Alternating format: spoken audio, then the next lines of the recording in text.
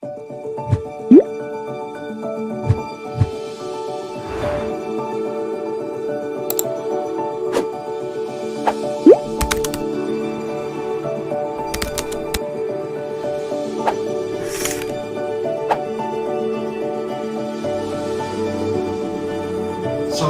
warahmatullahi wabarakatuh. Selamat pagi, jumpa kembali dengan saya Dodi Arsowibowo. Saya adalah dosen dari Stikes Karyasada Prodi D3 Keperawatan. Nah, pada saat ini saya akan mengajarkan kepada adik-adik mahasiswa sekalian tentang pemasangan NGT, ya. Tapi sebelum kita mulai, kita harus tahu dulu apa sih yang dimaksud dengan NGT itu, ya. Jadi NGT itu adalah memasukkan selang makanan ke dalam lambung, ya, melalui suatu lubang hidung, ya. Nah, selang yang dimasukkan nanti itu ukurannya ada 6 sampai 10 ml, itu pada bayi dan anak-anak. Nah, sedangkan pada orang dewasa itu adalah 14 sampai 18 ml, itu pada orang dewasa, ya. Terus kemudian kita juga harus tahu bagaimana sih apa sih tujuan dari pemasangan NGT tersebut, ya. Tujuan pemasangan NGT itu yang pertama adalah memenuhi kebutuhan nutrisi pada pasien, yang mana nanti pasien itu membutuhkan nutrisi baik pada pasien yang tidak bisa makan sendiri, dalam arti pasiennya tidak sadar sehingga membutuhkan makanan dan harus diberikan melalui selang NGT tersebut. Adapun yang kedua adalah pengobatan pada kasus tertentu. Contohnya pasien dengan keracunan makanan, ya, atau keracunan atau istilahnya intoksikasi, sehingga pasien perlu dilakukan pemasangan NGT dengan tujuan untuk melakukan kumbah lambung, ya. Nah, berikutnya kita juga harus tahu apa sih indikasi dari pemasangan NGT tersebut. Yang pertama itu adalah kita lakukan pada pasien yang kesulitan makan. Itu yang pertama. Tentu kalau kesulitan makan berarti ada alasan-alasan tertentu. Contohnya pasien yang tidak sadar, pasien yang kesulitan menelan, dan lain sebagainya. Yang kedua adalah pada pasien yang bayi yang mengalami berat badan lahir rendah, sehingga perlu dilakukan pemasangan NGT. Kemudian yang ketiga pada pasien yang tidak sadarkan diri, sehingga perlu nutrisi dan harus dipasang NGT. Kemudian yang keempat, pasien dengan terapi khusus. Nah, terapi khusus ini antara lain contohnya adalah terapi-terapi yang berkaitan dengan saluran pencernaan, ya. Kemudian tujuan pembelajaran diharapkan apa? Mahasiswa nantinya itu mampu menjelaskan definisi dari NGT, kemudian tujuan dari pemasangan NGT, kemudian indikasinya pemasangan NGT. Nah, yang kedua adalah mahasiswa itu mampu mengidentifikasi dan menyiapkan peralatan secara mandiri dengan tepat waktu. Ntar kalau mahasiswa sudah bekerja, itu artinya mahasiswa sudah canggih, sudah mampu, ya.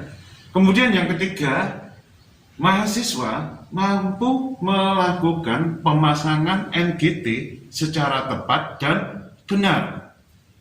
Nah, oleh karena itu, sebelum kita lanjutkan semuanya, maka hal yang terpenting adalah kita perlu melakukan pengkajian dulu kepada pasien. Apa saja yang perlu dikaji? Yang pertama adalah kita harus mengkaji kebutuhan nutrisinya dari pasien, ya.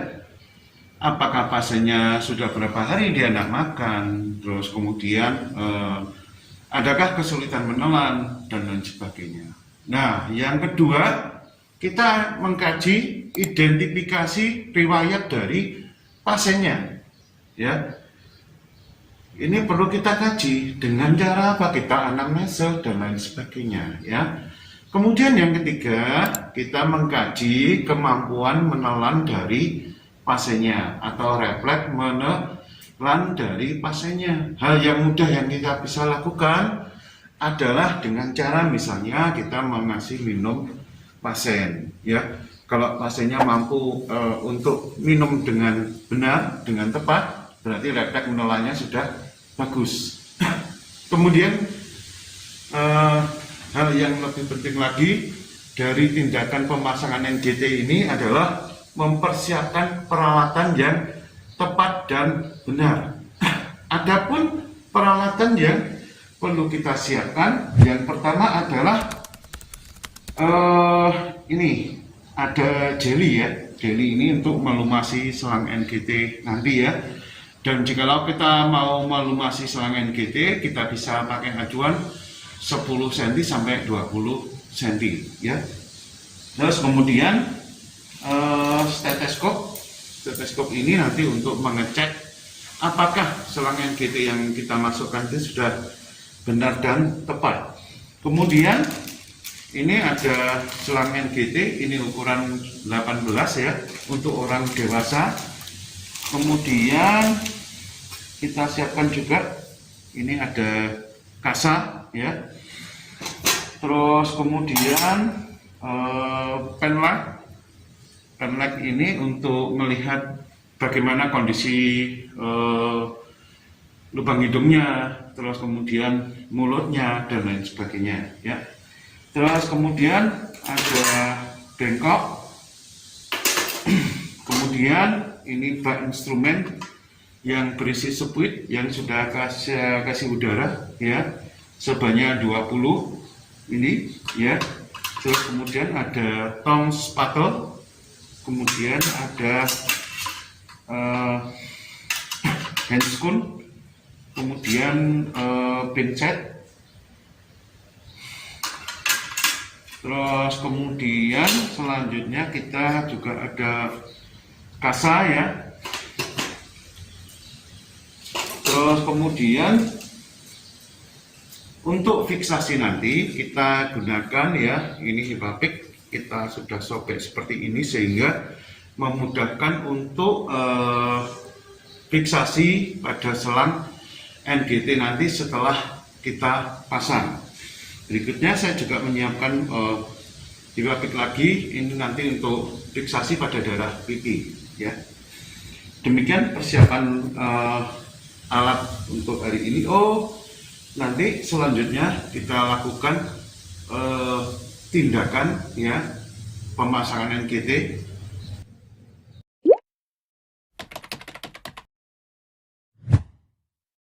Nah, berikutnya adalah persiapan pasien dan lingkungan. Nah, apa saja yang perlu kita siapkan untuk persiapan pasien dan lingkungan? Yang pertama-tama kita perlu inform konsen, ya. Kita mohon izin ke pasien menyampaikan maksud dan tujuan tindakan dan lain sebagainya. Selanjutnya kita menjaga privasi pasien dengan cara menutup sampiran atau sketsel sehingga kenyamanan pasien itu akan terjaga, ya. Berikutnya adalah mengatur posisi pasien, ya. Itu yang harus kita lakukan, ya. Bagaimana posisi yang tepat? Nah, posisi yang tepat ini posisi pasien ini berada di 45 derajat. Nah, nanti pada waktu kita masukkan selang NGT, kepala agak ekstensi, ya.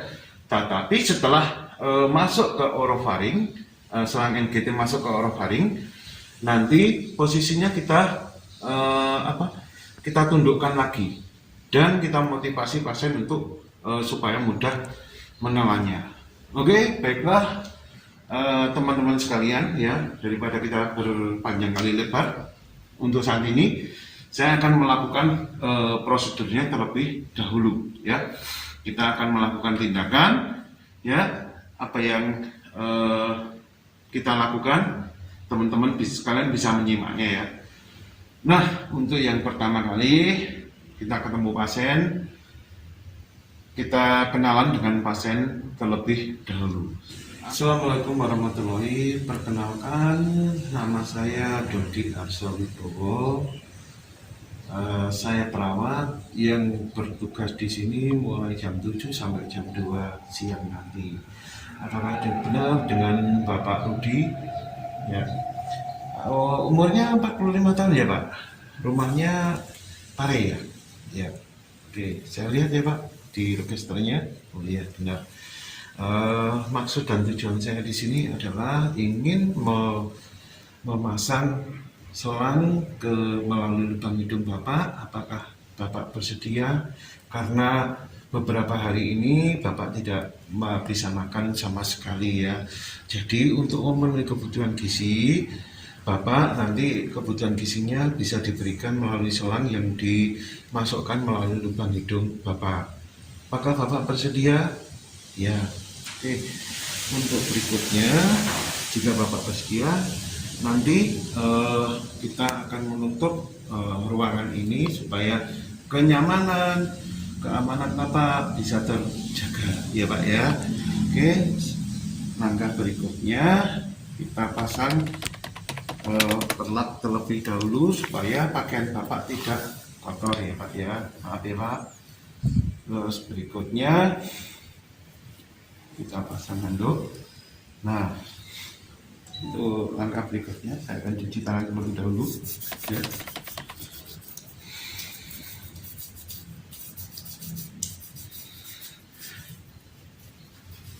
Nah, saya dekatkan ke dekatnya Bapak supaya lebih mudah melakukan tindakan nanti ya. Terus kemudian ya,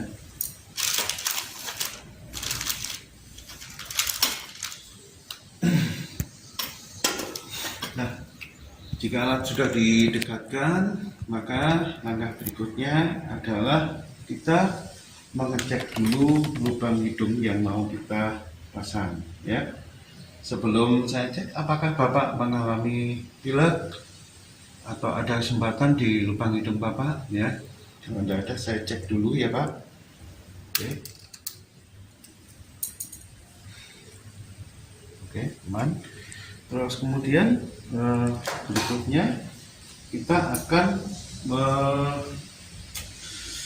memasang selang NGT ya.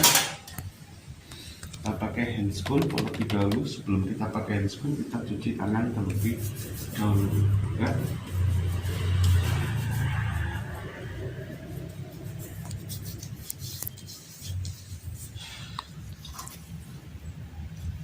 Ini handscoonnya cukup dengan handscoon yang bersih.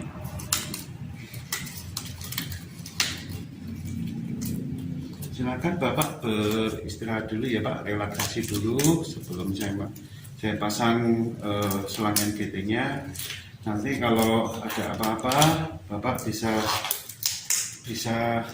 ngomong pada saya ya Pak ya. Kalau Bapak merasa tidak nyaman, kesakitan dan lain sebagainya, silahkan bicara ya Pak.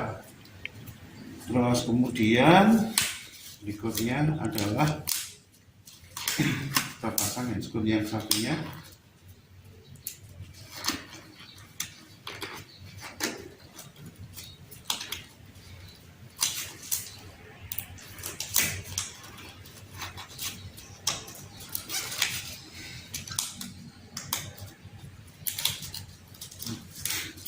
Jika sudah terpasang, maka langkah berikutnya kita bersihkan dulu ya Pak lubang hidungnya ya Pak ya.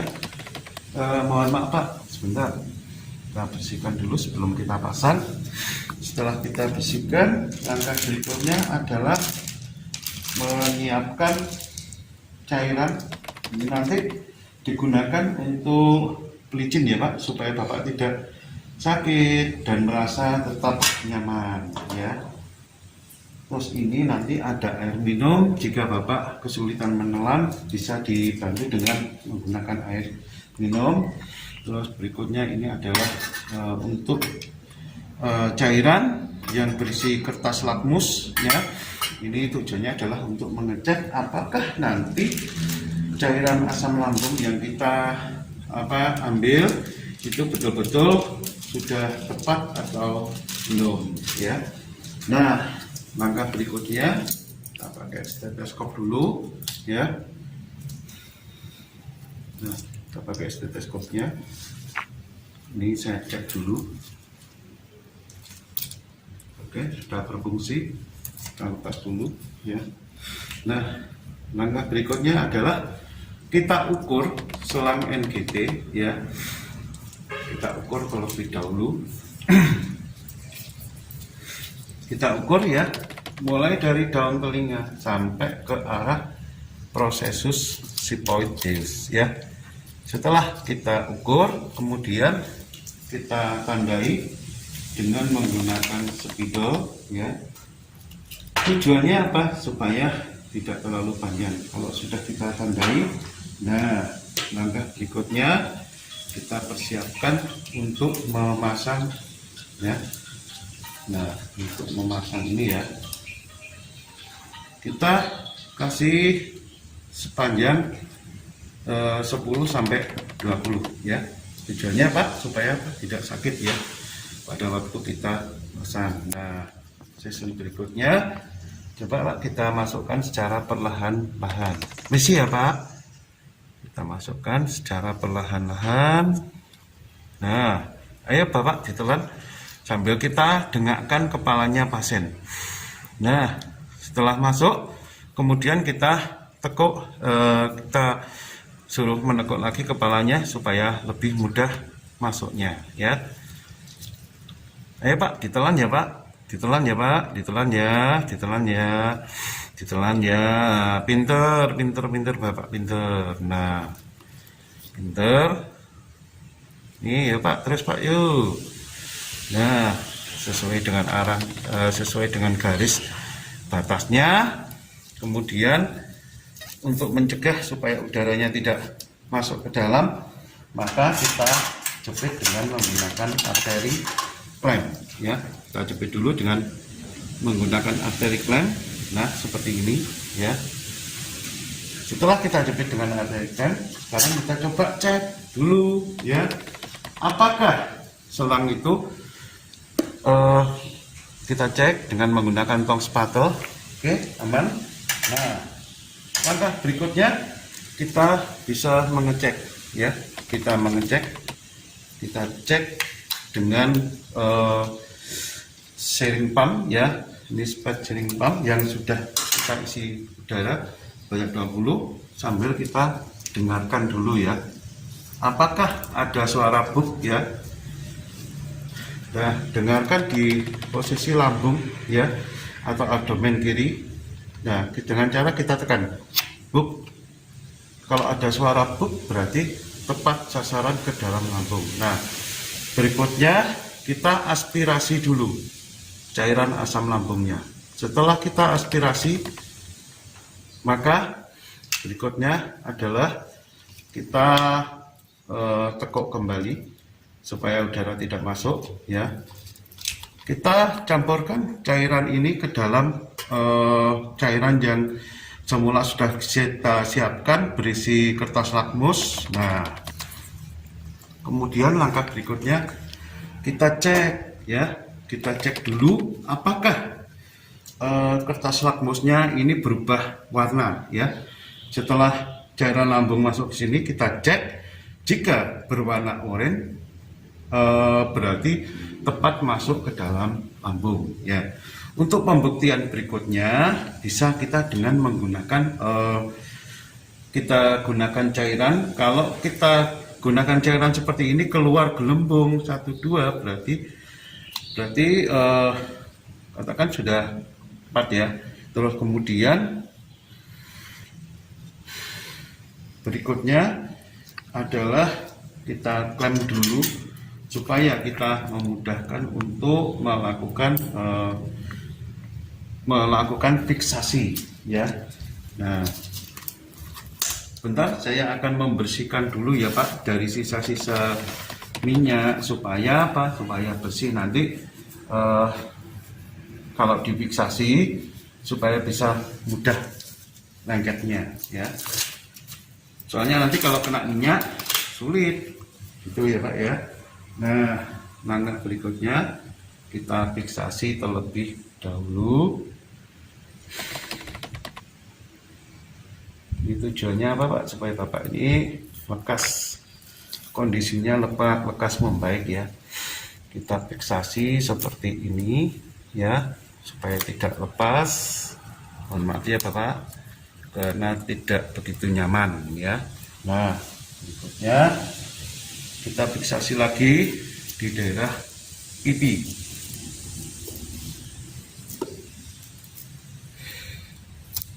Nah, seperti ini ya Bapak, kita fiksasi di daerah pipi. Nah, oke, ini tetap kita klem ya. Nah, gimana Pak perasaannya? Nyaman, sakit atau tidak Pak? Nah, kemudian alat-alat setelah selesai tindakan, alat-alat kita rapikan kembali ya. Ini stetoskopnya kita taruh sini. Untuk bengkok yang kotor kita taruh ke bawah, tisunya kita kembalikan ya. Nah, supaya ini tidak kotor maka diposisikan di tempat yang agak jauh ya. Gimana Pak perasaannya Bapak ya setelah tindakan sudah selesai ya? Nanti 1 jam kemudian saya akan kembali ya untuk melihat kondisi Bapak ya. Ini saya lepasin dulu Pak ya.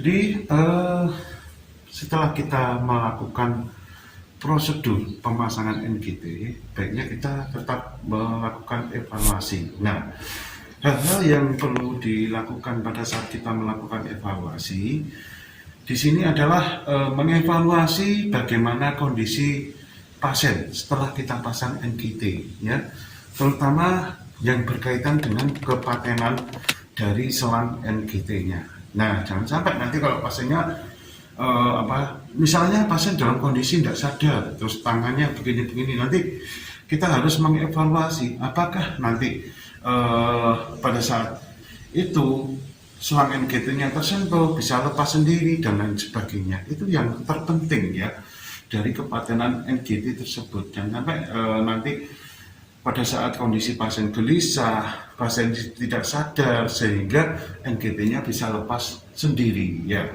Ini yang perlu kita perhatikan ya.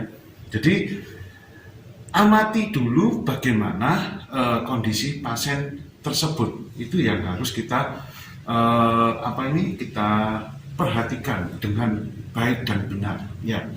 Terus kemudian bagaimanakah karakteristik dari cairannya tersebut. Nah, terus kemudian pada saat kita selesai memberikan memberikan makanan melalui sonde, melalui selang NGT, ada baiknya kita harus misalkan setelah memberikan makan kita kasih air ya, kita kasih air sebagai pembilasan pada selangnya. Nanti soalnya kalau tidak dikasih pembilasan, jangan-jangan selang ini bisa, sisa-sisa makanan yang berada di selang ini malah bisa menimbulkan suatu penyakit. Maka dari itu karakteristik dari perjalanan makanan yang melalui masuk selang ini harus kita perhatikan. Dan yang terpenting lagi adalah bagaimana karakteristik dari cairan asam lambungnya ya. Kita harus bisa membedakan ini bekas-bekas sisa makanan atau karakteristik dari cairan asam lambung. Ini yang perlu kita betul-betul kita perhatikan. Dengan demikian ya, kita akan menjaga bagaimana pasien ini tetap sehat sehingga tidak terjadi komplikasi dan lain sebagainya. Nah, ini yang perlu atau penting sekali kita perhatikan ya. Terus kemudian yang terakhir adalah bagaimanakah kondisi kliennya, ya, atau adakah resiko dari pemasangan NGT? Misalnya pada waktu selesai kita pasang NGT, tiba-tiba pasiennya sianosis, pasiennya sesak. Apa yang harus kita lakukan? Satu, langkah-langkah yang bisa kita perhatikan, mencari faktor penyebabnya dulu. Tadi pada waktu kita pasang, pasien tidak sianosis, tetapi setelah kita pasang, pasiennya kok sianosis, pasien sesak.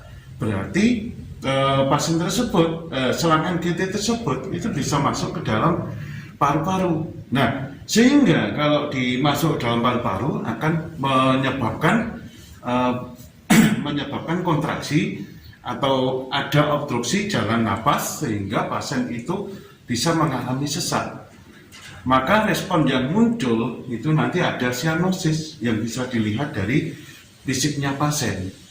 Oleh karena itu saudara-saudara, penting sekali ya kita memperhatikan karakteristik dari pasiennya setelah kita pasang selang NGT ya. Kalau ada tanda sianosis, pasiennya sesak, baru kita lepas selang NGT-nya ya. Jangan dibiarkan terus, tetap kita harus melepasnya.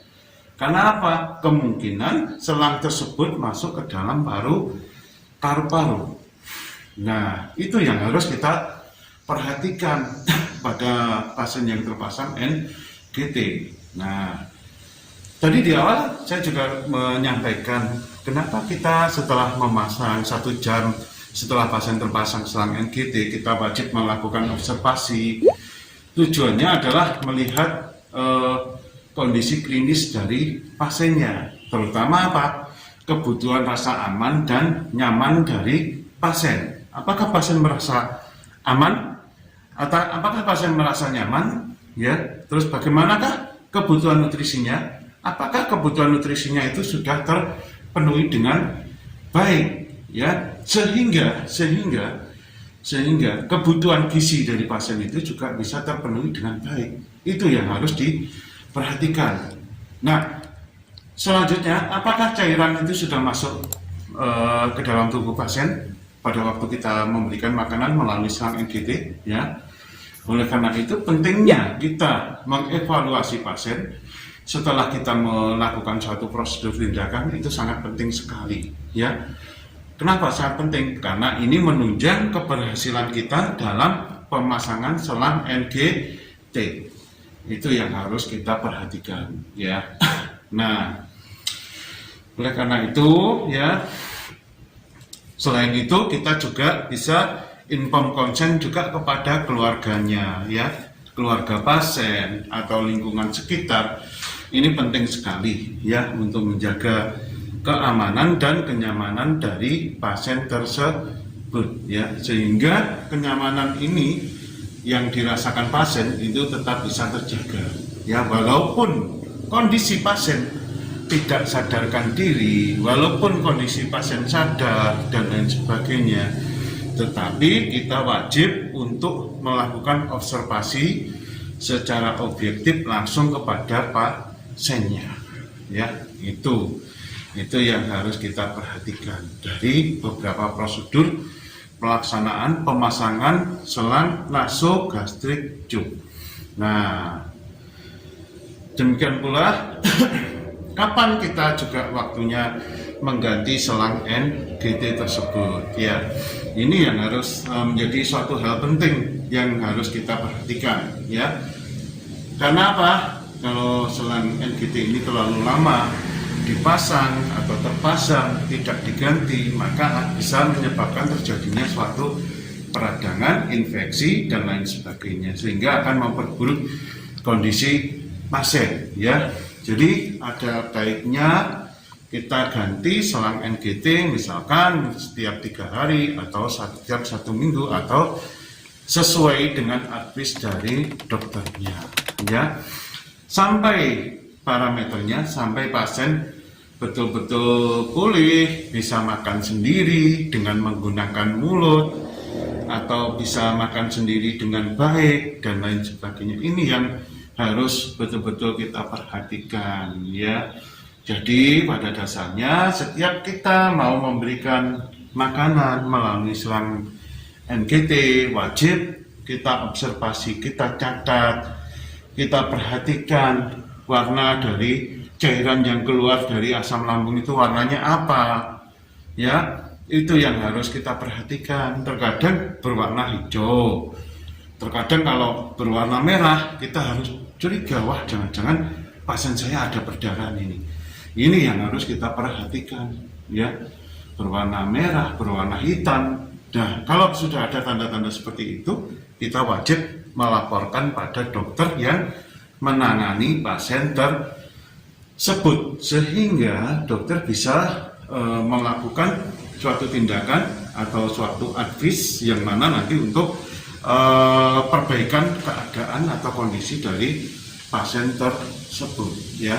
Jadi ingat, ya, pada waktu kita memasang NGT tetap memperhatikan kondisi dari keadaan klinisnya dari pasien tersebut, ya. Demikian saya rasa yang bisa saya sampaikan pada perkuliahan praktek pada hari ini.